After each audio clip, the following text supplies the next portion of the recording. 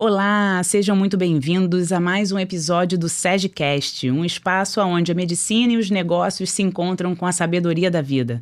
Eu sou a doutora Priscila Pirro, uma médica, mentora de outros médicos, e vou receber vocês hoje para um episódio muito especial sobre um tema extremamente importante, super sensível, que tem a ver com a nossa evolução da espécie, inclusive, o que é que vai ser da gente daqui para frente. E para isso, eu convidei uma pessoa incrível, a doutora Cristiane, maravilhosa.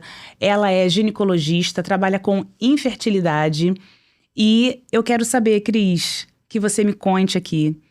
Para começar, me conte um pouquinho da sua história e como que você decidiu trabalhar com fertilidade, né? Você trabalha hoje nas clínicas maiores que a gente tem no Rio de Janeiro, com fertilidade, na Profértil, na Origem, no Rio de Janeiro, Niterói, já atendeu mais de 3.500 pacientes, né? Mudando a vida de muita gente. E eu quero que você conte pra gente como que você decidiu trabalhar com fertilidade, infertilidade, e como isso tem repercutido realmente, né, dentro da medicina, dentro da nossa vida. Sim, primeiro, obrigada pelo convite. É um prazer enorme estar aqui com você. Uma pessoa que admiro tanto, minha amiga pessoal. E uma profissional, assim, que eu acho que inspira tantas pessoas, né? Não só os pacientes, e agora também nessa nova empreitada aí, que eu tenho certeza que vai ser super de sucesso. Ajudando os médicos aí, tanto os que estão começando, quanto os que estão meio perdidos, assim, ainda buscando um propósito maior ou um propósito diferente, né? Então, acho que você é uma luz aí para eles. Uma inspiração. Então, muito obrigada pelo convite. Um prazer enorme estar aqui conversando com você sobre uma coisa que realmente eu amo, né? E assim, o início, desde pequenininha, eu queria ser médica, né? E eu acho que é uma coisa meio que espiritual, porque não tem médico na minha família, não tinha, assim, um mentor, uma coisa, assim, próxima, né? Que eu pudesse me espelhar. Então, você foi a primeira médica da família, assim, do meu núcleo, né? Minha família é toda do jurídico, todo mundo advogado, procurador, minha avó era desembargadora, então, assim, não tem muito porquê, mas desde pequenininha eu tenho essa fala, né? Minha família sempre diz isso. E aí, quando eu comecei minha faculdade, eu fiz UF aqui em Niterói, então também tem um caso de amor com Niterói, né? Eu tinha casa em Itacoatiara e, enfim, apesar de morar no Rio, fiz faculdade aqui na UF. Eu já entrei na faculdade querendo fazer ginecologia obstetrícia. Então, assim, eu já estava muito certa da área que eu queria seguir, né? Eu queria trabalhar com mulheres, queria trabalhar com vida, bebês, parto. Isso era o meu objetivo inicial. E as coisas foram indo, eu me formei em 2002, então tem bastante tempo, né? A gente não fala a idade, mas a gente tem. E aí, o que aconteceu? Eu tive meu primeiro filho em 2010, novembro de 2010, né? Ele vai fazer 15 anos. E depois que ele nasceu, eu não sei, eu acho que a maternidade muda tanta coisa na gente, né? E aí, eu dei um start, assim, um clique. Falei, gente, eu quero ajudar pessoas que não conseguem ter filhos. Porque, assim, foi surreal. Foi uma coisa tão planejada, foi tão gostoso, assim. Então, eu pensei, dentro da ginecologia, o que mais tem a ver com a maternidade, né? E aí a vida vai indo. Aí eu comecei uma pós-graduação em 2012. Então, quando eu tinha um aninho, eu já comecei, né, a me dedicar aos estudos mesmo da reprodução assistida. E desde 2012 eu praticamente só faço isso, né? Ainda faço ginecologia, obstetrícia muito pouco, né? A gente vai migrando porque é uma área que exige demais, né? Então, assim, eu acho que foi por isso. Foi por conta da maternidade, né, que despertou esse amor incrível, louco que eu tenho por tentar ajudar casais, pessoas, enfim, né? Que querem muito ter um filho também e por algum motivo não estão com alguma dificuldade. É uma história parecida com a minha também. Também não tenho ninguém médico na família, né? E aí a gente começa a observar as dificuldades dentro da ginecologia. Sim. E aí você acabou se apaixonando por essa oportunidade, né? De ajudar aqueles que não estão conseguindo realizar esse sonho. E a gente vê quanto realmente a gente tem para aprender, né? Mas a infertilidade, ela não é considerada uma especialidade médica, né? Ela é considerada uma área de atuação, né? E até mesmo o estudo, ele é mais difícil, né? E aí eu queria que você contasse pra gente como é que foi essa trajetória e as dificuldades que você encontrou dentro do estudo e do aprendizado da infertilidade. Essa pós-graduação, o caminho, né? Essa trajetória de estudo, de como foi até você se sentir, não, agora eu tenho um conteúdo legal, agora eu consigo trabalhar com infertilidade especificamente. Porque eu não trabalho com infertilidade, eu trabalho com ginecologia geral. Claro que a gente tem que entender o mínimo, o básico, mas são procedimentos, é bem específico, né, esse conhecimento. Sim. É uma área praticamente, ela une muito gineco, urologia, medicina geral, clínica, integrativa, mas é uma outra área dentro da ginecologia, sem dúvida. Eu acho o seguinte, a reprodução assistida, ela é uma área da medicina muito nova, né? Então, assim, o primeiro bebê de proveta, né, de fertilização in vitro que existe no mundo tem a minha idade, 46 anos, que foi Louise Brown. Então, é uma área muito nova. E eu acho que a dificuldade vem daí. É uma área que está em franco crescimento. A gente tem inúmeras evoluções já desde o início de estudo há 46 anos atrás, mas ainda tem muita coisa para a gente evoluir, para a gente presenciar. Muitos estudos saem o tempo inteiro. Então, a gente precisa estar sempre constantemente atualizada, conversando com nossos amigos, né, da reprodução, que a gente forma meio que uma comunidade, não são muitos. Então, a gente se ajuda, na clínica tem, tanto numa clínica quanto na outra, que eu levo minhas pacientes. A gente tem sessão clínica, a gente tem nossos congressos, tudo mais. Porque, assim, na faculdade a gente não aprende fertilidade. Não aprende. Ainda mais no meu tempo, né? Eu me formei em 2002, era uma época onde medicina integrativa, hormonal, infertilidade, nada disso era muito difundido, muito conversado e tal. Principalmente a parte prática, né? Não tinha. Então, foi uma coisa que a gente teve que desenvolver depois, né? Com muita luta, com muito estudo, fazendo curso, indo em congresso, e lendo artigo, e discutindo, e vivenciando na prática, né? Porque você já tem uma bagagem da ginecologia, da estrutura ali, né? Dos hormônios e tudo mais, a ginecologia endócrina, isso a gente já traz, né? E aí você agrega a fisiologia reprodutiva, um pouco da urologia, muito de psicologia também, que a gente, né, acaba sendo também um médico integral da paciente, né? A gente se preocupa com a parte nutricional, com a atividade física, com o psicológico, e isso tudo a gente vai adquirindo ao longo dos cursos e tudo mais. Não é uma coisa que você vai conseguir aprender de forma alguma na faculdade. Você tem que querer, você tem que gostar, você tem que correr atrás e os caminhos vão se abrindo. Foi o que você falou, é algo novo, né? E tá em constante evolução. Sim. E a gente percebe que os outros colegas, né, que trabalham com outras áreas, os outros colegas que trabalham com ginecologia geral, com urologia, eles não entendem muito bem do assunto, né? Como que você acha que os outros colegas deveriam, de outras especialidades médicas, né, sem contar a própria ginecologia, podem lidar com essa questão da fertilidade? Por exemplo, eu sou urologista, né? A gente fala muito sobre... Quando a gente fala de fertilidade, a gente fala muito sobre mulher. Acaba pensando muito na ginecologia e na saúde da mulher. Mas a gente sabe que não é só uma questão feminina. Claro. A fertilidade, ela é do casal. E muitas vezes isso fica completamente esquecido, né? É muito comum no consultório, quando eu, como gineco, converso com o paciente e lembro que, olha só, você pensa em ter filhos, né? E às vezes a paciente, nossa, nunca pensei sobre isso.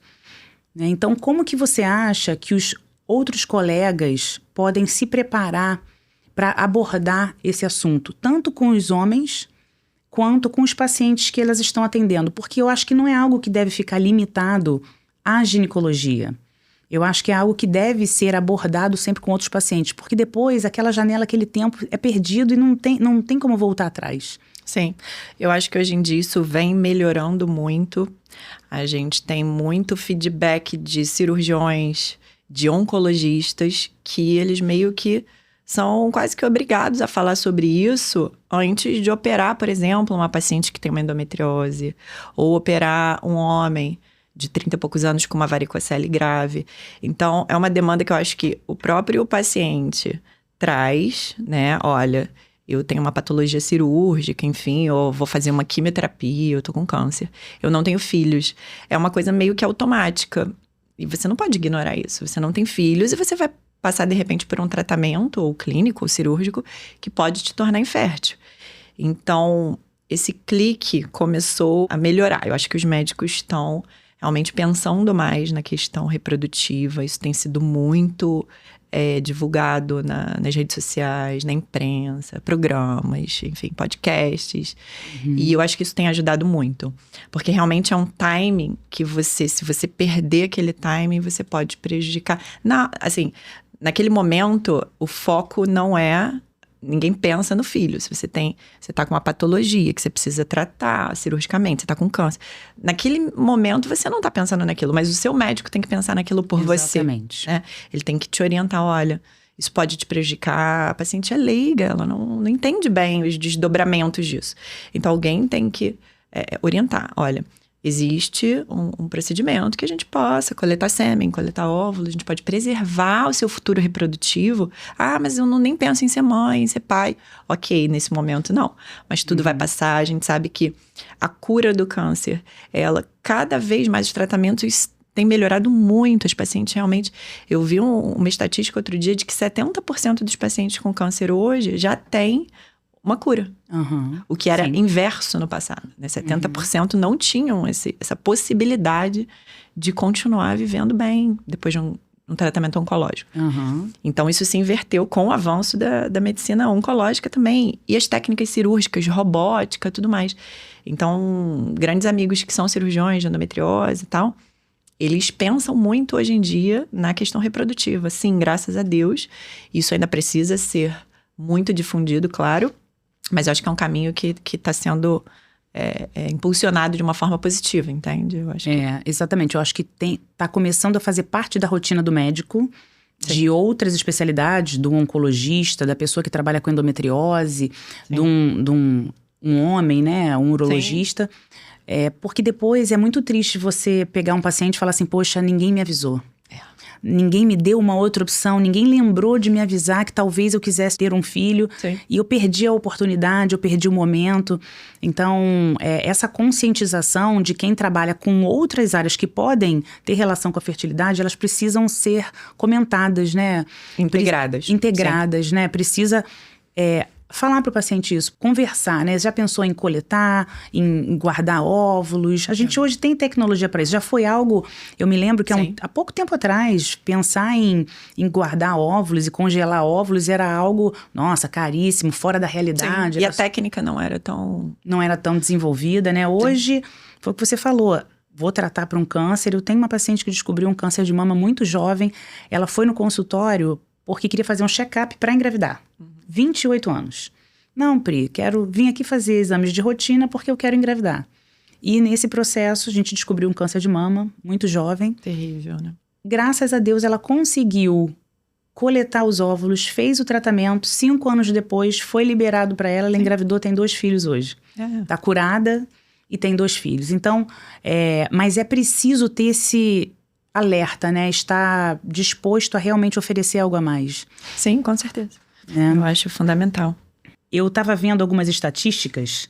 Segundo a OMS, cerca de 17,5% da população adulta global, aproximadamente 1 a cada 6 pessoas, enfrenta algum grau de infertilidade. E nas últimas décadas, mesmo os países mais desenvolvidos, a taxa de infertilidade subiu de 3,5% para 16,7%, o que é um aumento por vários motivos, atribuído a várias causas ali, né? Como é que você percebe esse aumento da infertilidade na sua prática clínica? Quais são os fatores, a gente sabe que é múltiplo, né? Mas quais são os fatores que você tem observado e que tem aumentado essa taxa de fertilidade, né? Porque a gente ir de 3,5% algumas décadas atrás para uma fertilidade de 17% é relativamente alto, né? A que você atribui esse aumento da fertilidade? E alguns estudos falam que vai piorar, né? Que a fertilidade humana está piorando. Por isso até que quando eu abri o episódio, eu até comentei. A gente tem a ver com a nossa espécie, né? Daqui a pouco ninguém mais vai estar fértil. Né? Daqui a pouco ter filhos vai ficar muito difícil, né? Nós já não somos muito férteis, né? É isso que eu ia falar. A nossa natureza já não é comparado com os outros animais. A gente tem uma falsa ideia de que fala aí pra gente. Parar o anticoncepcional e vai engravidar no mês seguinte. Então, a espécie humana já não tem essa capacidade reprodutiva tão grande como a gente pensa. Isso talvez tenha sido criado por uma falsa ilusão de que as pessoas engravidavam rápido, porque nossos ancestrais começavam a engravidar cedo. E isso faz toda a diferença em relação às mulheres. Aquela velha história da melhor década de fertilidade da mulher entre 20 e 30 anos é uma realidade. Por que isso? Porque é onde a gente tem os melhores óvulos, né? A mulher é um ser que não é... O homem produz novos espermatozoides o tempo inteiro, a vida inteira. A cada ciclo, vamos botar aí no máximo 90 dias, ele tem células, gametas novos. Né? A mulher nasce com a quantidade de óvulos. Na verdade, quando ela nasce, os óvulos já foram produzidos quando ela ainda estava na barriga da mãe dela. Com 4, 5 meses de gravidez. Então, ela nasce, o óvulo já tem 4, 5 meses. O óvulo é mais velho que a gente. Essa é a realidade. Então, assim, ele vai sofrendo uma queda em número e em qualidade, principalmente. E aí, por que eu acho que a infertilidade está aumentando? Eu não, né? Os estudos mostram essas questões. São os fatores, né, sociais. A mulher não consegue mais inserir a gravidez, né, no planejamento familiar dela entre 20 e 30 anos. É muito raro. Hoje, uma mulher, né, moderna, que trabalhe, que estude, casar, tá super bem, ter construído a vida. Organizar a vida. Tô pronta para ser mãe entre 20 e 30 anos. É a raridade hoje. Então, existe uma postergação da maternidade. Isso é uma coisa que não tem como a gente mudar, porque é um evento social, econômico, cultural. E fora isso, existe uma piora da qualidade de vida das pessoas no geral. Isso em inúmeros parâmetros da medicina, não só na fertilidade. Aumento de doenças crônicas, diabetes disparando, Alzheimer, câncer. São doenças completamente ligadas a fatores inflamatórios. Fatores de estilo de vida ruim. As pessoas não se dão conta, mas realmente as pessoas têm vivido uma vida aquém do que poderiam viver em termos de qualidade, né? Não só de má alimentação, às vezes a pessoa acha que ela come bem porque ela come uma salada na rua e tudo mais. Mas, enfim, e como foi feita essa salada? Né? E existem também os disruptores endócrinos, e existe os agrotóxicos e as toxinas. Depois a gente pode falar mais sobre isso, mas assim, o estilo de vida, ele mudou muito no sentido de aumento de estresse, a pessoa não dorme bem, a pessoa não come bem, a pessoa é sedentária, a pessoa está sobrepeso. Então, isso associado a uma idade já materna mais avançada, cria o que a gente está vendo aí, que é um boom de pessoas não conseguindo engravidar ou engravidando e tendo abortos. A gente tem visto uma série de artigos relacionando, né? E ainda tem um outro evento também que eu digo que é a terceira coisa assim, que a gente tem se preocupado, que são, por exemplo, pós-Covid. São coisas que surgem do nada, né? Doenças, vírus, pandemias. E pós-Covid a gente viu também uma diminuição da fertilidade em relação a homens e mulheres. Uma baixa reserva ovariana, antimilerianos, é um hormônio que a gente mede, a reserva ovariana, em queda, e espermogramas muito ruins. Né? Então, é múltiplo, né? Como você falou. Então, tem fatores que são fatores ambientais, fatores da própria pessoa, decisão, estilo de vida, e fatores externos, né? Como uma pandemia, por exemplo. Por mais que a gente sofra, né? As mulheres ficam, poxa vida. Não adianta a gente brigar muito contra a nossa biologia, né? Infelizmente, é um fato, é uma verdade. Sim. Que nós, mulheres, temos um tempo, né, de fertilidade. Foi o que você falou. Os homens, eles continuam produzindo os espermatozoides novos a cada... Sim. 24 horas, 48 horas, eles estão produzindo de novo, e a gente nasceu com esses óvulos lá atrás, não tem jeito de brigar com a biologia. Não tem jeito. Né? Então, e muitas mulheres não sabem disso, até hoje. Pois é, como é que pode, né? E a gente fica assim, cara, eu não vou ficar falando de novo sobre isso, sabe? Eu sou assim, um pouco, né? Não vou fazer outro vídeo sobre isso, gente, não vou falar no Instagram sobre isso, todo mundo já sabe. Mas não. É muito frequente eu atender paciente, que aí quando você na consulta conversa sobre isso, a paciente fala, mas doutora, é mesmo? Não sabia. E aí eu nossa, eu tenho que continuar falando sobre. E ainda existe alguma crença de que, não, eu tenho uma vida saudável, né? Então dá para eu esperar mais um pouquinho. A mulher, no fundo, ela ainda acredita que, não, deixa eu terminar primeiro minha faculdade, deixa eu ajeitar minha vida e vai empurrando isso para frente. Sim. E o que eu costumo falar é o seguinte, a nossa máquina, o mundo mudou mais rápido do que a nossa biologia foi capaz de se adaptar. Exato. Né? É como eu falo que o software mudou, mas o hardware é o mesmo, né? A nossa máquina continua sendo a mesma, apesar do mundo que a gente está ter mudado tanto. A nossa biologia não acompanhou. A nossa biologia ainda é do homem das cavernas, Sim. que não precisava ser fértil muito mais do que 40 anos. Para que o homem das cavernas, que vivia-se até 60 anos, para que a mulher ia ser fértil muito mais tarde? Não tinha necessidade, né? Então, o mundo mudou mais do que a nossa biologia foi capaz de mudar. Não, com certeza. E aí, a gente está tentando correr atrás disso. E se adaptar, né? E se adaptar. Então, acho que foi o que você falou, né? O primeiro ponto é esse, a mudança social. A mulher tá deixando isso mais para frente mesmo, né? Está surgindo todo esse movimento de fertilidade, graças a Deus, de pessoas como você trazendo essa possibilidade, mas a mulher não pode esquecer disso, que apesar de tudo, não tem jeito, não tem milagre. E aí, às vezes, as pacientes, a gente tem algumas pacientes em comum, aí a paciente chega lá no meu consultório, vindo de uma conversa séria com você, e acreditam que eu tenho como fazer um milagre, não tem mais, né? Sim. Existe um limite, então não percam tempo, é o que eu falo para as mulheres, não percam tempo, né? E o outro fator que você falou, pode falar. Não, a gente fala muito assim que a melhora do estilo de vida, a melhora da qualidade, da suplementação, de tudo mais, ela vai ajudar a qualidade do ambiente celular. Então, tem muitos benefícios, né? Depois a gente também pode falar um pouco mais sobre isso. Mas ela não volta à idade do óvulo. Exatamente. Né? Ela tem muitos benefícios, até talvez mais benefícios para o homem, que vai produzir novas células num ambiente celular melhor. Na mulher, a gente vai ver a questão da ativação mitocondrial. Isso é muito importante para o ambiente do óvulo, né? Isso é muito importante para o controle de doenças inflamatórias, como ovário policístico, endometriose. Mas isso tem que ser feito, mas a gente não pode deixar de pensar que o óvulo não vai voltar no tempo. É isso aí. Né? Então, são estratégias integradas que eu falo, né? É você se programar para, de repente, fazer um protocolo para melhorar a qualidade das suas células, mas preservar essas células logo em seguida.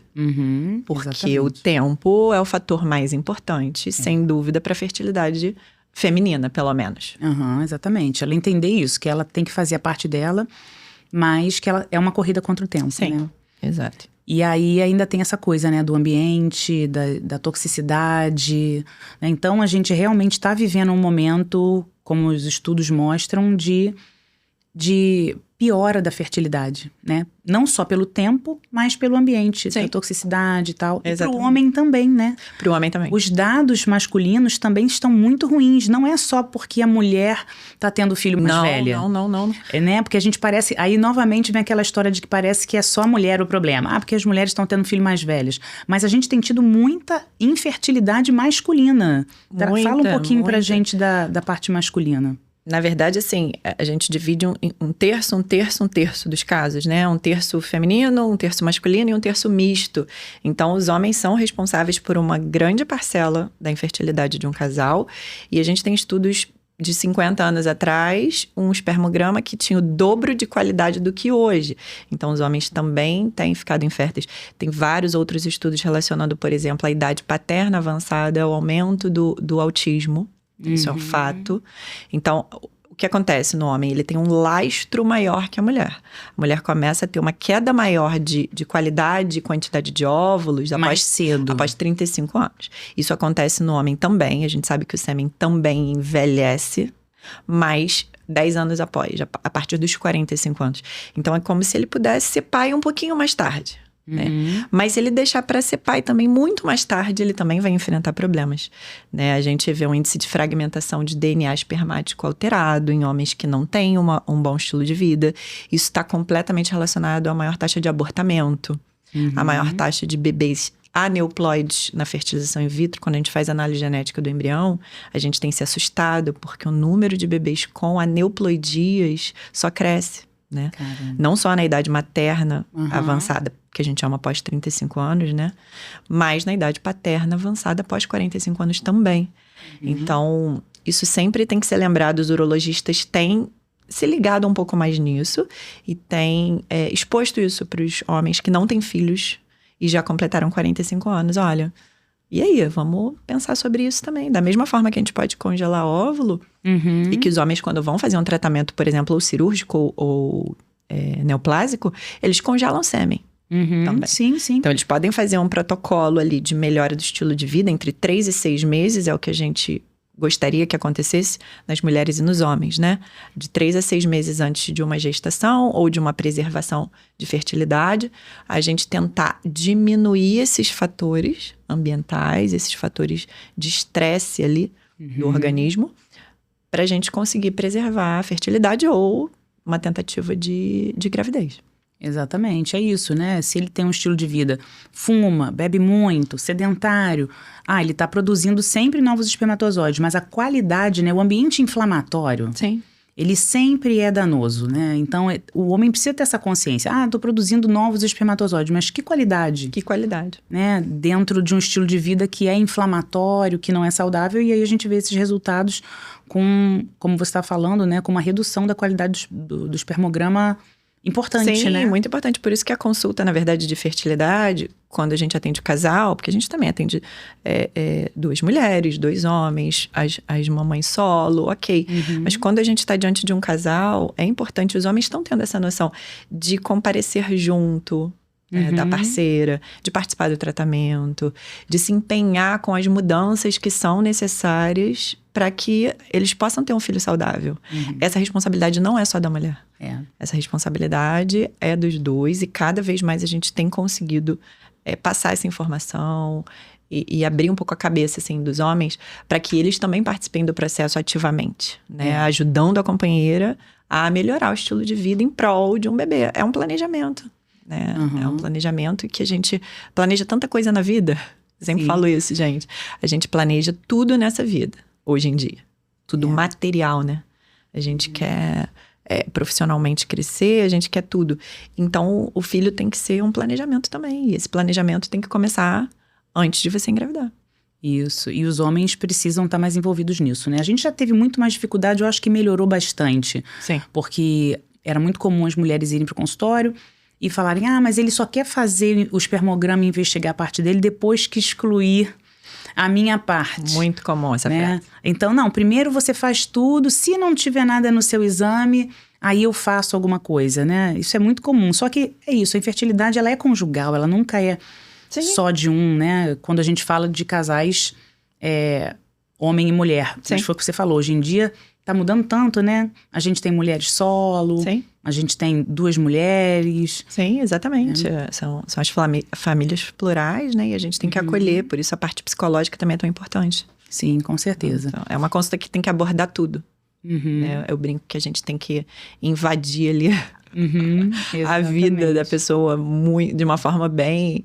A gente mexe em todas as áreas ali, né? Às vezes elas não entendem bem. Nossa, mas eu vim aqui pra ter um filho.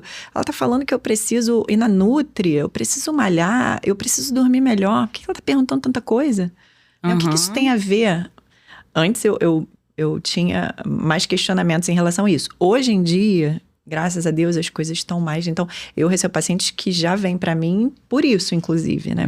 Por esse olhar um pouco mais amplo em relação ao todo. Né? Porque realmente a gente não pode ser o médico fertileuta, ele não pode ser um fazedor de fertilização in vitro. Exatamente. Ou um fazedor de tratamentos para a pessoa engravidar. Por quê? Porque você não sabe nem se aquela pessoa está pronta para engravidar naquele momento. Se vai ser bom para ela engravidar naquele momento. Se ela vai ter um sucesso reprodutivo efetivo naquele momento, né? Então, eu acho que o primeiro passo é entender o momento, a saúde, a logística, o psicológico daquela pessoa que está na tua frente. E sabe uma coisa que eu às vezes recebo muito de queixa dos pacientes, das mulheres no consultório de uma forma geral? Eu fui no especialista em fertilidade, não me explicou muita coisa, simplesmente disse que eu tenho que fazer FIV. Sim. E aí, aquela paciente sai dali pensando, poxa, mas não tem mais nada que a gente possa fazer? Eu sei que o especialista às vezes tem essa consciência, né? A gente olha os exames e a realidade e pensa assim, caramba, não tem muito o que oferecer a não ser uma fertilização in vitro. Mas para o paciente, esse olhar que você traz, que é um olhar do todo, um olhar integral, um olhar da importância da nutrição, enxergar que mesmo para um sucesso de uma FIV, ela estar desinflamada, né?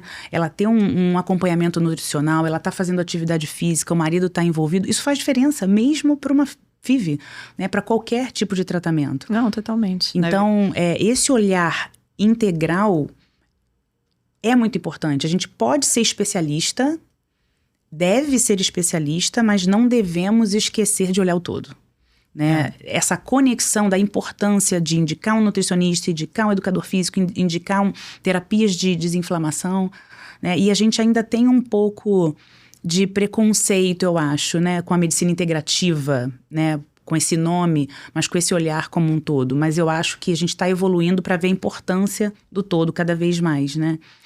Na verdade, é claro que o especialista ele vai indicar o melhor tratamento, o que tem mais taxa de sucesso, que sem dúvida é a fertilização in vitro. Não tem como comparar, porque você prepara um embrião, se ele for formado no laboratório, você faz uma análise genética e você introduz esse embrião num útero também preparado.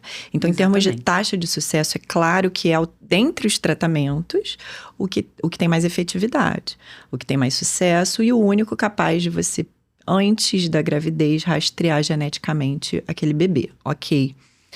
Mas a taxa de sucesso, ela não vai ser boa se você tiver um bebê perfeito e transferir para uma paciente que não está pronta para receber. Exatamente. Então, não dá para andar separado. Eu não vejo nada mais integrativo do que uma mulher grávida. Né? Uhum. Por quê? Porque uma mulher grávida, na minha concepção, ela muda tanto. Todos os órgãos, todos os sistemas, todos os hormônios, alguns aumentam, outros diminuem. E é uma coisa louca ali a gravidez, em termos de mudanças, né? E tá tudo integrado. Não tem como a gente pensar numa mulher que vai engravidar, né? Sem a gente focar no todo. É uma coisa que não existe. Você não consegue pensar só em útero, trompa, mama e um espermatozoide. Porque é muito pouco. Exatamente. É o início, né? Mas é muito pouco pra gente ter um sucesso ali, 9 meses depois, um bebê nascido saudável. Exatamente. Eu costumo até falar que a gravidez, ela é um grande desafio de adaptação. Sim. A maternidade é um grande desafio de adaptação, talvez um dos mais difíceis que exista. Por quê?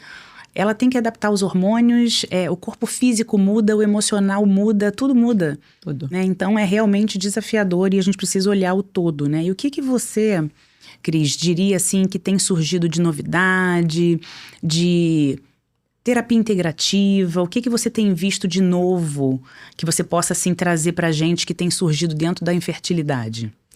Então, eu acho que a parte de suplementação... Primeiro, estilo de vida, que é a primeira coisa. Não adianta você também suplementar uma pessoa que tá sobrepeso, que não dorme, que é estressada e que come mal. Esse é o primeiro ponto. Eu lembro que uma vez a minha sogra chegou assim pra mim. Ai, Pri, eu tava vendo aqui que cúrcuma é ótimo, né? Que cúrcuma é um anti-inflamatório ótimo. Sim. Tava querendo tomar cúrcuma. Aí eu falei assim, tá...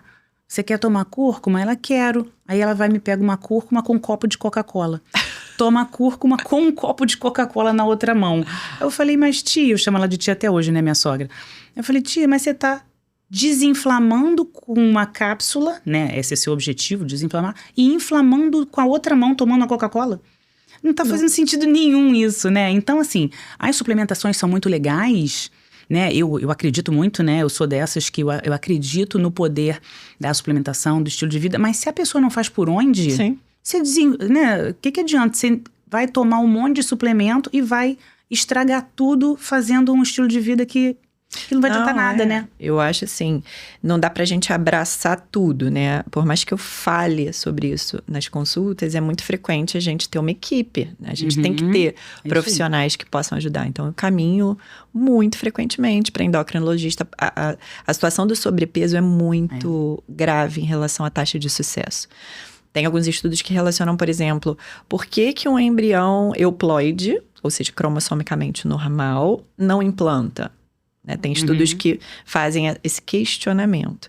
Um dos principais fatores é o sobrepeso daquela mulher.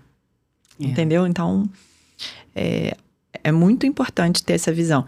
E encaminhar. Então, eu acho que você tem que identificar os pontos críticos. Cada casal, cada paciente vai ter um ponto de melhora que ela precisa ajustar. E você encaminhar para um profissional que você confia. E independente do ponto de melhora, a gente sempre pode melhorar alguma coisa. A gente sempre pode melhorar alguma coisa. E isso vai trazer um aumento de chance de sucesso. Que seja um óvulozinho a mais que você tenha numa captação. Que seja um embriãozinho a mais. Às vezes é aquele embriãozinho que vai trazer seu filho. E na prática a gente vê como isso muda, né? Quando você pega um paciente altamente inflamado, com sobrepeso, que não faz nada com o estilo de vida, que fuma, que bebe e tal. E aquela mulher se envolve, para de fumar, para de beber, diminui a inflamação, começa a emagrecer, perde peso, reduz percentual de gordura. A gente vê como isso muda de fato, né? Não, como que muda o estímulo, como que muda a taxa de sucesso da implantação. Exatamente. Até porque a gente tem os fatores imunológicos, que é meio que a caixa preta da reprodução assistida, a única coisa que a gente não consegue muito modular ainda. A gente não tem exames 100% adequados, um protocolo de tratamento 100% adequado. A gente acredita que exista o fator imunológico, porque tem pacientes que têm perdas de repetição, mesmo jovens, mesmo com bom estilo de vida, mesmo com embriões euploides, na maioria das vezes. Eu tenho umas 2 pacientes agora, assim, que estão recentes, né, na minha memória, porque estão fazendo tratamento agora, que elas têm todos os embriões, tiveram, tipo assim, 8 embriões, muitos embriões. 8 embriões uma, 6 embriões a outra, todos euploides e já passaram por algumas perdas. Não tem mais o que ajustar. Porque também, assim, a gente tem que entender o seguinte, a medicina reprodutiva, ela nunca vai dar 100% de taxa de sucesso. Nada na medicina, na verdade, né? Nada na medicina. Mas, assim, é vida. Espiritualmente falando, e aí cada um vai ter, eu não tô falando aqui de religião, né? Cada um tem sua crença, tem sua fé. Mas mesmo que um casal tenha relação em casa e engravide, você não tem como garantir que aquela pessoa vai parir depois de 9 meses um bebê saudável, que ela vai perder ou que ela vai abortar. Então a medicina reprodutiva, ela nunca vai dar uma taxa de 100%. A gente tem evoluído ao longo desses quase 50 anos, as taxas são melhores porque o laboratório é melhor, a técnica é melhor, a aparelhagem, os meios de cultura, os embriologistas, os médicos, as medicações, ok. Mas existe uma limitação de vida e morte. Né? Isso tem muito a ver com a idade, porque a gente separa essas taxas por idade, obviamente, mas também tem a ver com, eu acho que é um todo, né, como você falou. Então, tem o que aquela paciente, aquele casal se dispõe a mudar. Se dispõe a fazer em nome daquele tratamento. E tem muitas coisas que a gente ainda não sabe mesmo, né? Não sabe mesmo. A gente não aprendeu isso na faculdade. Eu não aprendi nada de fertilidade praticamente na faculdade, porque há 20 anos atrás a coisa estava muito começando, né? Então a gente tem que entender que nós temos sim limitações ainda. Sim. Ainda tem muita coisa para acontecer, né? Entender isso, que pode ser que a gente não entenda por quê, porque tem muitas pacientes, né? Foi o que você falou. Estilo de vida legal, não tem inflamação, a gente está descobrindo. Há pouco tempo atrás não se falava de trombofilia. Exatamente. Né? Hoje a gente já fala de trombofilia, fala de já fala de doença autoimune. E há pouco, isso é relativamente recente. Sim. Eu me lembro que a gente não aprendeu isso. Não.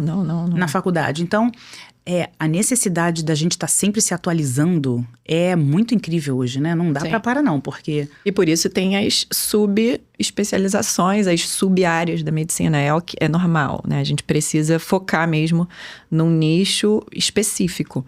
Só que foi o que você falou. Lembrando que é um corpo que fala entre si, né? Na verdade, 2 corpos, quando a gente fala de homem e mulher. E que tem que estar integrados. Então, especializar mas encaminhar, ter uma equipe multidisciplinar, falar sobre tudo, ajustar tudo. Isso é o que eu acho que a mensagem mais importante que tem que ficar para os pacientes, né? E para os médicos também, não só para os pacientes. E o que é que você acha que existe ainda de mito dentro da fertilidade, dentro desse assunto, assim, tanto para profissionais quanto para pacientes? Assim, para paciente, o que eu escuto muito é aquele papo de: mas a minha avó teve 10 filhos. Eu não tenho problema de fertilidade na minha família. Não tenho, doutor. Então, assim, eu acho que é só um ajuste, um tempo. Às vezes ela tá 3 anos tentando engravidar. A gente tem uma estatística muito ruim, muito cruel, de que casais que já estão há 3 anos ou mais tentando engravidar e nunca conseguiram, sabe qual é o sucesso deles conseguirem? Sozinhos? Sem ajuda? 1%. 1%.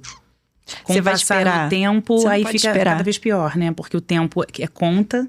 Pós 35 anos. Então, pós 35 anos, se você tenta engravidar já há 3 anos, você tem muito pouca chance se você não buscar ajuda.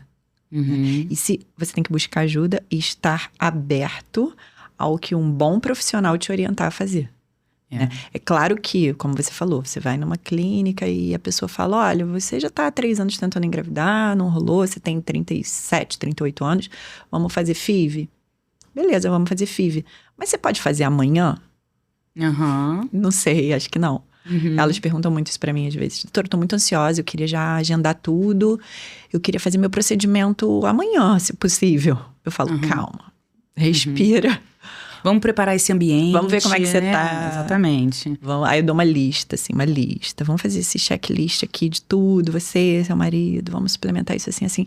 A gente tem, por exemplo, a coenzima Q10, é um dos únicos suplementos que tem evidência, realmente, de sucesso para melhora do ambiente ovariano, melhora de qualidade na captação dos óvulos, né? E a gente sabe que coenzima Q10 é difícil absorver. Isso. A dose para fertilidade é muito alta, não é a dose de proteção cardiovascular de 100 miligramas, é uma dose de 600 miligramas. Como é que a gente vai introduzir isso? Isso é uma coisa muito interessante, porque às vezes as coisas entram na moda, né? Ah, vi um estudo que coenzima Q10 é bom para fertilidade. A pessoa vai lá no site, compra um suplemento Sozinha. por conta própria, porque coenzima Q10 vai melhorar a fertilidade. E aí compra de 100 miligramas, em cápsula, que a absorção é 2, 3%. Sim. Não é a dose que o estudo usou, né? O estudo usa uma dose, como você falou, 6 vezes maior, com uma absorção por outra via, bem maior. por um tempo muito maior. Né? Então, tudo isso tem que ser orientado pelo profissional, né? E como que a gente oferece isso? Então, oferecer isso tudo é importante, mas às vezes os pacientes principalmente ouvem na internet, mas a orientação é um pouco diferente, né? Precisa de um acompanhamento direitinho, até para isso. Não, isso sem dúvida. E agora tá muito na moda isso, elas já chegam e falam: já comprei isso, já comprei aquilo que eu vi na internet, tal. Mas foi o que você falou, às vezes a pessoa é sedentária, tá sobrepeso, ela acha que o suplemento sozinho vai resolver a vida dela. Eu acho que a gente está vivendo um momento para tudo um pouco assim, né? Não só na fertilidade, mas na saúde de uma forma geral, aonde as pessoas querem essas fórmulas mágicas de suplemento para melhorar a cognição, mas não dorme. De suplemento para melhorar a fertilidade, mas come mal. Pílulas mágicas. Pílulas mágicas, né? E não fazem a própria parte. E é muito difícil pra gente que é médico orientar, às vezes, né? Ficar lutando com isso, explicando que é preciso estar envolvido com o estilo de vida. Foi o que você falou, eu acho que o futuro envolve muito estilo de vida, conscientização. E a gente, como médicos, nós não fomos ensinados a nos preocupar com o estilo de vida do nosso paciente. Porque dá trabalho, né? Você ter que investigar, orientar. Descobrir onde está o ponto de ajuste. E ter essa consciência do quanto é importante perder peso, cuidar de uma SOP. E o psicológico também. E o psicológico, sem contar o estresse. É muito comum os pacientes hoje, na consulta, você deve passar por isso também. Você toma algum remédio? Só um ansiolítico, só um Rivotril, só um remédio para dormir, só um... Ela acha que não é nada, uma fluoxetina e tal. Então, as pessoas, eu não sou contra remédio, claro que não sou contra remédio. Mas muitas vezes elas não tentaram, de repente, meditar, fazer uma acupuntura, ou relaxar, ter um hobby, ou andar na natureza, ou conversar, né? Se abrir mais, ou fazer uma terapia. E ela já vai direto pro remédio, né? Sem se autorregular. Então, ela quer uma... E você acha que o emocional influencia muito na fertilidade? Porque, assim, o que eu percebo também é que as pacientes envolvidas é um tratamento que envolve um envolvimento grande do casal, né? Eu recebo pacientes falando, gente, é muito desgastante. O envolvimento, né? Elas colocam uma energia naquilo ali, a vida voltada, parece que a vida para fazer esse tipo de tratamento. Relacionamentos são postos à prova. Sim. Né? Eu vejo muito elas falando, olha, tá difícil, eu e meu marido, a gente tá acabando brigando por causa do tratamento. Então, eu abordo muito isso. Eu aviso, meio que eu antevejo quando o casal tem um perfil mais ansioso ou mais depressivo e tal. E aí eu falo, olha, gente, explica mesmo como é que vai ser, tá? Isso é uma coisa muito individual. Eu tenho casais que levam muito de boa, porque se propõem, eles sabem que vai ser um período ali, uns 15 dias de estimulação ovariana até a coleta. Depois tudo acontece no laboratório e análise genética e tal, não tem tanto envolvimento presencial. O envolvimento presencial dos casais é naquele período de 15 dias, não é tanto tempo assim. Mas são 15 dias que podem ser ou tranquilos ou um caos, dependendo de como seja o psicológico daquele casal. Então, eu abordo essa questão. Sempre. Eu falo, gente, olha só, vamos ter paciência um com o outro, né? Vamos pensar que é uma coisa que tudo na vida passa. Então, tem data para começar, tem data para acabar. Vamos tentar levar da melhor forma possível. É um momento ansioso. As notícias vão sendo dadas aos poucos. Quantos folículos você tem naquele mês, né? Você fez ali, menstruou, fez a primeira, outra e tal. Depois, quantos responderam ao tratamento, ao estímulo? Nem todos vão crescer. Quantos vão ser maduros, de fato, óvulos maduros? Nem todos. Quantos vão fertilizar? Nem todos. As notícias ruins ou boas vão sendo dadas diariamente. Cada dia é um flash para elas, entendeu? Então, isso tudo é muito desgastante, eu entendo. Só que a vida é assim. A gente não pode controlar tudo. E eu explico, olha, o que é controlável? O seu comprometimento com o tratamento. Você controla se você vai comer bem, se você vai dormir, se você vai brigar com o marido, ou se você vai respirar e não falar tudo que você está pensando. Você vai controlar se você vai fazer a sua atividade física ou não, seus pensamentos e tal. Agora, você não vai controlar como é a resposta do seu ovário. Quantos óvulos você tem aí dentro. Se você vai formar um embrião que, infelizmente, não vai passar na análise genética. Isso não faz parte, não está no seu controle. Então, o que não está no seu controle... Você não deve depositar toda a energia do mundo, né, naquilo, porque simplesmente não é inteligente fazer isso. E aí, geralmente, elas escutam, né? Eu falo de uma forma, assim, bem tranquila, um jeito mais... A importância de estar acompanhada emocionalmente também, né? Exato. Essa coisa da equipe multiprofissional. Não só nutricionista, mas educador físico, a clínica psicólogo. Tem a psicóloga. Que a importância de uma boa clínica parceira. Exatamente. Isso é muito importante. Que dê um também. respaldo integral. A enfermagem, assim... É muito importante, porque as medicações muitas vezes são orais, são injetáveis, e a enfermagem tá ali ajudando, é um apoio. Então, assim, é muita gente, né? Tem a acupuntura, que eu acho incrível também, tem estudos científicos, né, que respaldam. Então, é aquele olhar, realmente, como você falou, né? É mais integral sobre todos os aspectos daquela pessoa que tá se propondo a ter um filho. E me diz uma coisa, na sua trajetória, pra gente caminhar aqui pro nosso final. Senão a gente fica falando até amanhã. Eu já vi um monte de coisa na minha cabeça aqui, eu falei, vou perguntar, senão a gente não vai parar, né? Tem muito assunto. Se a gente fosse falar ainda das clínicas, de tudo que acontece, é muito assunto, né? Sim. Depois a gente faz outro episódio. Isso, a gente faz outro episódio. Aí a gente entra só na parte clínica, depois só na realidade. Parte laboratorial. Exatamente. Mas, durante essa trajetória, quais foram as pessoas que te ajudaram, te inspiraram? O que você traz, assim, que você acha que foi um fator que te ajudou, né? Que é positivo dentro dessa carreira e que você poderia até dizer para quem está querendo pensar em trabalhar com fertilidade, para quem gosta dessa área e quer se envolver com isso, para os outros colegas médicos que pensam na fertilidade como uma opção de especialidade? Eu acho assim, a gente sempre tem que ter em mente que os nossos mentores, assim, eu acho que são divididos em 2 categorias, né? Pelo menos eu penso assim. Os mentores científicos, digamos. Então, tem pessoas que nossa, ele publica muito, ele é muito bom em tal assunto. Você vai num congresso, você fica babando pelas aulas, pelos cursos, pelas palestras deles, que são os mentores científicos, pessoas muito boas, referências na área. Como você é uma referência na sua área, né? Então, você vai ser uma mentora para muita gente, né? Então, são os mentores científicos. Mas eu acho que o que eu especificamente trago de importante, que eu acho importante no meu trabalho diário com as pacientes, a minha luta, minha missão, meu propósito, né? Isso. Com as pacientes, eu trouxe de mentores que não são científicos. Eu acho que são pessoas reais, da vida real, que têm características de personalidade que eu admiro muito, né? Então, a história começa, obviamente, com pai, mãe, né? Então, a gente traz muita coisa da nossa família. Como meu pai é uma pessoa, até hoje, né? Que é tão ético, é tão preocupado com o ser humano e tão, ao mesmo tempo que ele é sempre foi um excelente profissional, ele nunca deixou de ser um bom pai de família e uma pessoa de bom coração, um caráter absurdo e uma leveza. Ele tem uma diversão, ele tem uma alegria de viver, uma positividade que acaba que você cresce achando que a forma certa, a forma correta de lidar com a vida é essa. Então eu trago muito disso, né?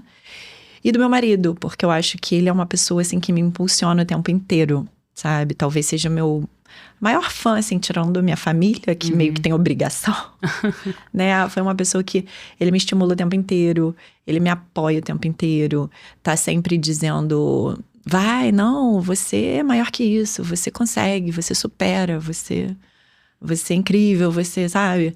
Então, eu acho que você ter pessoas, né, para se inspirar, do ponto de vista científico, do ponto de vista personalidade, e ter pessoas que também andam junto com você, te impulsionando lado a lado, te botando para cima, isso te dá força para você fazer o que você quiser. Então, para os médicos que estão começando, eu acho que é isso. É focar nas melhores pessoas do ponto de vista científico da tua área. Segue, consome conteúdo, faz curso, pós-graduação, tudo de quem você realmente acha que vale a pena, né? E pensa em quem você é, né? Pensa como você é. Como você é diz muito sobre como será seu trabalho.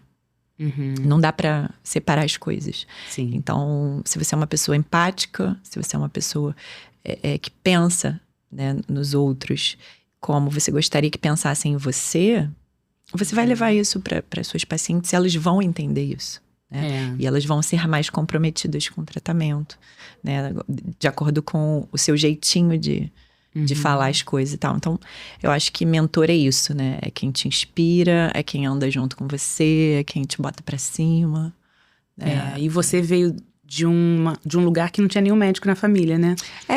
Então, médico não, mas... Essa inspiração não depende de ser médico, né? Foi o que você falou, seu pai não é da área de saúde, assim, né? Não é médico, mas traz essa coisa da gente encontrar pessoas que realmente acreditem na gente, botem a gente pra cima, tenham um mesmo propósito geral, porque... Sim. O propósito, ele independe se é da área de saúde ou não. O propósito no sentido de entregar algo relevante para as pessoas. E verdadeiro. Verdadeiro, com ética, de mudar a vida das pessoas, seja o que quer que você esteja fazendo. Sim. Porque existem muitas formas de levar saúde, de levar qualidade de vida para as pessoas, de transformar o mundo, não só dentro da saúde, né? E que tem a ver com a sua essência, não é mudar.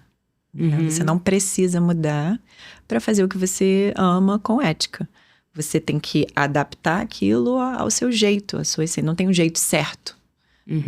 É o seu jeitinho que você vai, de uma forma organizada, aí sim eu acho, né?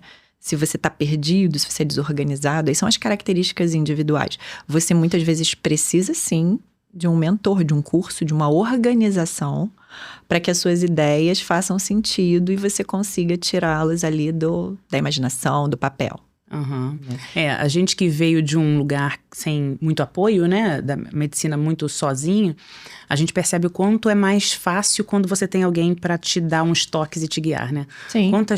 Quantos caminhos a gente encurta quando tem alguém que já viveu e que te fala, olha só, tal caminho, não é tão legal. Até mesmo os cursos, às vezes a gente comenta entre a gente, Sim. qual curso que eu faço primeiro? O que eu estudo primeiro? Às vezes até essa dica de o que fazer primeiro, começo por onde, vai te poupar muito caminho. Sim, os erros, os acertos. Então, isso eu acho que é importante. E hoje em dia a medicina, ela traz isso.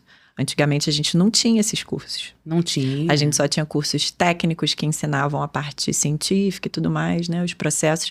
Mas hoje não. Hoje a gente tem pessoas, né? Como você, por exemplo, que ensinam uma organização mental ali. Né? Sim. E isso eu acho que é muito importante, principalmente para quem está começando ou quem... Assim, é comum na medicina em alguma... Não é uma coisa ruim que a pessoa tem que, sabe, ficar chateada com aquilo. É comum, às vezes, migrar a carreira. É comum você estar insatisfeito por algum motivo. Né? Aquilo não tá batendo para mim mais. O ser humano, ele muda o tempo inteiro. A gente tem que mudar o tempo inteiro. A gente tem que evoluir. Né? A gente precisa entender que nada é estático. Então, essa evolução às vezes acontece dentro da sua carreira. Como já aconteceu comigo, depois que eu fui mãe, decidi migrar completamente para reprodução. E se na época eu tivesse uma pessoa, teria sido muito mais fácil. Muito mais fácil. Uma pessoa que, Cris, olha só, tem um curso aqui que vai te ensinar o caminho das pedras e por onde, como se organizar, o que pensar e tal. Então, hoje temos isso. Então, aproveitem. Eu acho, né? Exatamente. Quem tá começando, quem quer, eu acho que tem que aproveitar essa orientação. Exatamente. E hoje o mundo mudou muito, como você falou, como a gente comentou, e continua mudando. E só a habilidade de conhecimento médico talvez não seja suficiente, né? A gente tem visto isso que, na verdade, eu acho que para todas as profissões, né? Só saber a parte técnica não vai ser mais suficiente para ser um bom profissional. A gente vai precisar desenvolver outras habilidades. Com certeza. Que começam até com a mentalidade. Né? O médico ainda tem muito essa coisa do sacerdócio, né? De ter dificuldade para cobrar. Então, vai desde a mentalidade até outras habilidades. Sim. Que hoje a gente precisa desenvolver, além do conhecimento médico. Então, tem sido cada vez mais desafiador. Acho que para todas as áreas, para a medicina não é diferente. E quando a gente encontra pessoas que ajudam a gente a enxergar isso, o que eu preciso desenvolver agora, né? Organização, processo, gestão, oratória, inteligência artificial, né? A tecnologia que não para de avançar. Então, o médico hoje precisa estar ligado em tudo isso, né? Não dá mais pra gente...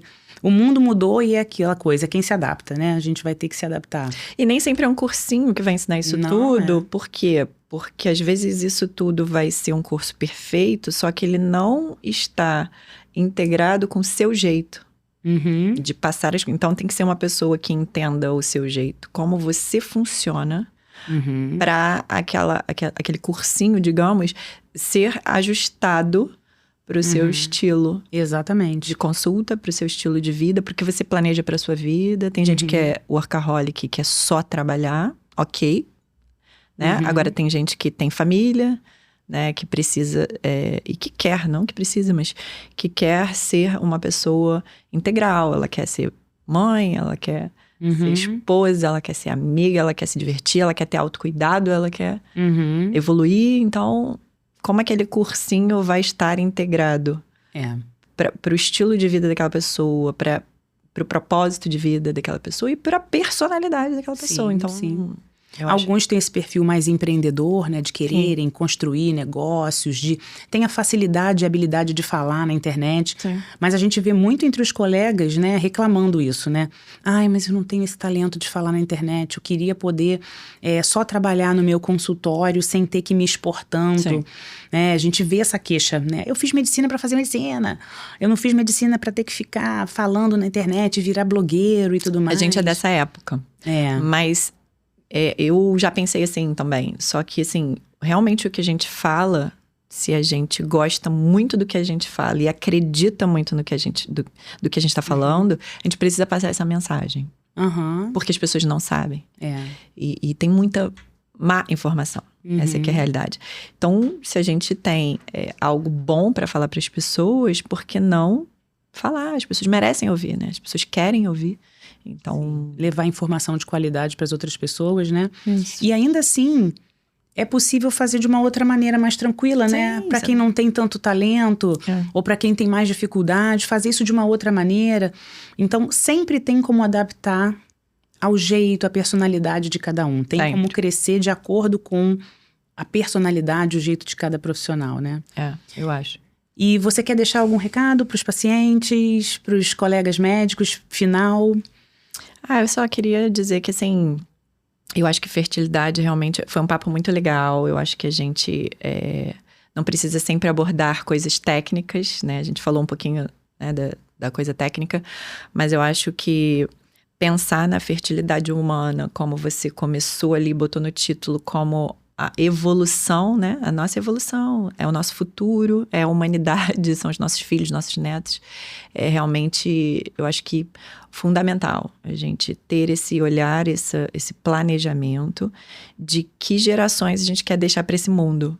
Né? O quão saudáveis essas pessoas aí que vão vir do ponto de vista não só corpo, né? Mas saudáveis do ponto de vista psicológico, espiritual, social. Sim, então, a fertilidade tem a ver com o legado que a gente está deixando, né? É muito mais do que simplesmente ter um filho. Sim. Eu pergunto muito, pergunto para os pais, mas o que você está querendo? Você está querendo espalhar seus genes? Você está querendo alguém para deixar um legado? O que é de fato a maternidade para cada um e o que a gente está deixando para as próximas gerações? Exatamente. Então, é algo realmente extremamente importante. Se a gente olha do ponto de vista global, como eu falei no início, o que vai acontecer com a humanidade se a nossa fertilidade cair progressivamente? Sim. Em termos, é um assunto de saúde pública.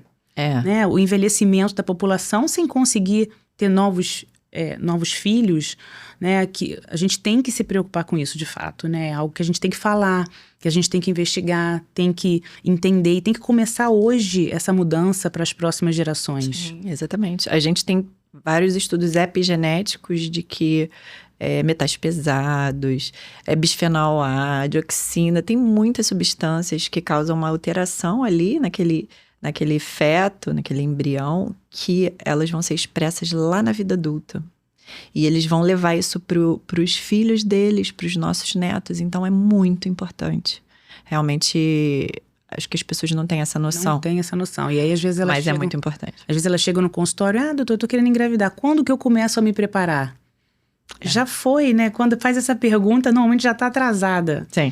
Né? É aquilo que você falou, né? Quando a gente tá no útero, a minha filha, Maria Fernanda, quando tava dentro da minha barriga, ela já tinha os óvulos que um dia vão ser minha neta. Exatamente. Então, o que eu estou fazendo nessa gravidez da Maria Fernanda, se eu fumo ou se eu não fumo, a gente pega logo um exemplo mais gritante, né? Mas isso serve para tudo. Se eu tô mais estressada ou se eu não tô. Sim. Isso tá impactando nos óvulos da minha filha intraútero. Exatamente. Eu tô falando da minha neta. Né? Principalmente quando a gente fala de gestações de meninas. E às vezes a minha filha vai ter dificuldade de engravidar, não por ela, mas às vezes por algo que eu fiz. Foi o que você falou, né? O bisfenol, toxinas, plástico, transgeracional.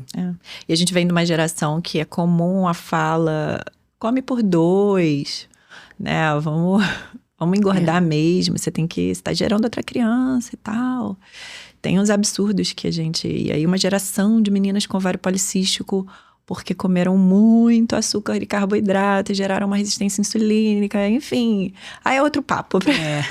E aí vem isso que eu sempre falo, né? As coisas não estão separadas, tá tudo conectado. Integrado, tá tudo conectado, as coisas não estão separadas. O que a gente está fazendo hoje vai impactar nas gerações futuras. A gente não pode ser egoísta. Sim. De pensar só no que a gente está fazendo agora, como se isso não fosse ter repercussão no futuro e as pessoas ao nosso redor, né? Acho que talvez um grande recado final que a gente possa deixar desse episódio é que a fertilidade não é só sobre o meu desejo de engravidar simplesmente. Esse tema, ele tem a ver com o futuro da humanidade. Com o nosso futuro enquanto espécie, com como tudo está conectado, sobre a nossa responsabilidade com as gerações seguintes. É a autorresponsabilidade. A autorresponsabilidade, com a nossa saúde, com os que estão vindo por aí, né? Sim, e com o nosso bem mais importante, mais amado que são nossos filhos, com certeza. Com certeza. Olha, Cris, muito, muito, muito obrigada por ter aceito o meu convite, por esse bate-papo leve, tranquilo. A gente conversou aqui sobre tantas coisas importantes. Vamos fazer um outro episódio depois, onde a gente entra mais a fundo, de repente, nessa coisa de tratamento, bioquímica, a gente conversa um pouco mais. Sim. Mas já quero te agradecer por engrandecer essa conversa de hoje. É muito bom ter você perto de mim, já é minha amiga e sou fã, né? Porque a Cris é fora da caixa, realmente.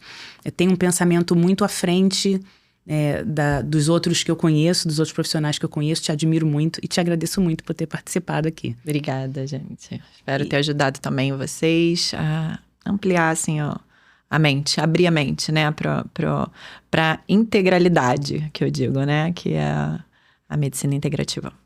Sim, com certeza. Espero que vocês tenham aproveitado o episódio de hoje e fiquem com a gente, porque o objetivo é esse, a gente trazer mais reflexão, mais sabedoria com assuntos que possam engrandecer a classe médica e os pacientes que estão assistindo a gente também.